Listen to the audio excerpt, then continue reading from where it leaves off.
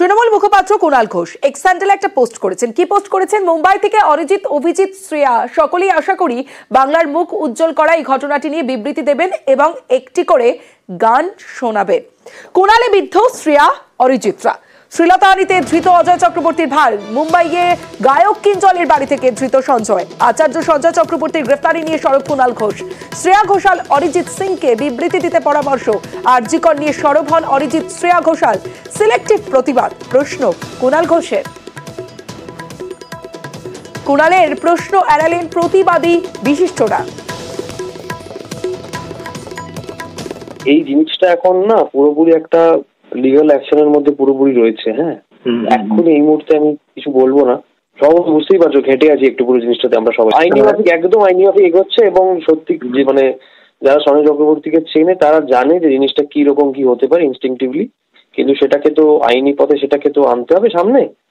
সেইটার ব্যবস্থা পুরোপুরি আমরা করছি।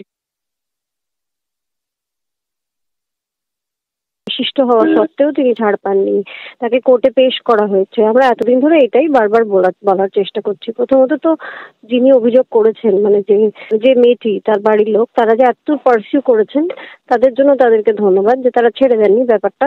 উনি একজন ইনফ্লুয়েন্সিয়াল মানুষ হওয়া সত্ত্বেও তারা ছেড়ে দেননি, এটা হচ্ছে বড় কথা। তার থেকেও বড় কথা হচ্ছে যদি না ছাড়া হয়, তাকে যদি ধরে আনা হয়, তাকে যদি কোর্টে পেশ করা হয়, তাহলে তো আর পথে নামার দরকার পড়ে না। তার ইমপ্লিমেন্টেশন দেখতে পেলাম আমরা এই ক্ষেত্রে, তাহলে তো আমাদের আর পথে নামার দরকার হচ্ছে না। এই ইমপ্লিমেন্টেশনটার কথাই আমরা বারবার বলছি।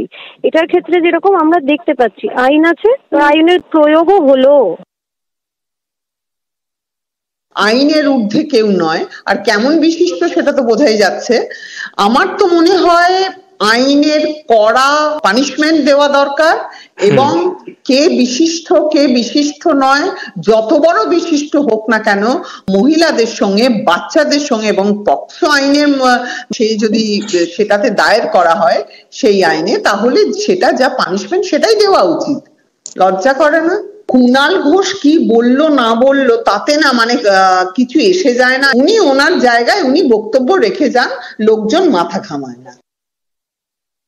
সেই মেয়েটিকে এবং তার অভিভাবকদের অভিনন্দন, মানে আমার ধন্যবাদ যে তারা সাহস করে এগিয়ে এসে কথাটা বলতে পেরেছেন বা অভিযোগটা জানাতে পেরেছেন। সবাই তো বলছে আন্দোলন থেমে গেছে, সব বন্ধ হয়ে গেছে, কিন্তু এই যে এইটাই হবার কথা ছিল, মানে মানুষ সাহস করে ভয় না পেয়ে এগিয়ে এসে বলবে তার উপর অত্যাচারের কথা এবং সে বিচার চাইবে, এবং সেই বিচার আমাদের হাইয়েস্ট অথরিটিকে দিতেই হবে। তো আমি অন্তত বলবো তার সতীর্থদের, তার বন্ধু বান্ধব, আত্মীয় স্বজনকে আমি অনুরোধ জানাবো তারা যেন শেষ অবধি এই বাচ্চাটির পাশে থাকেন।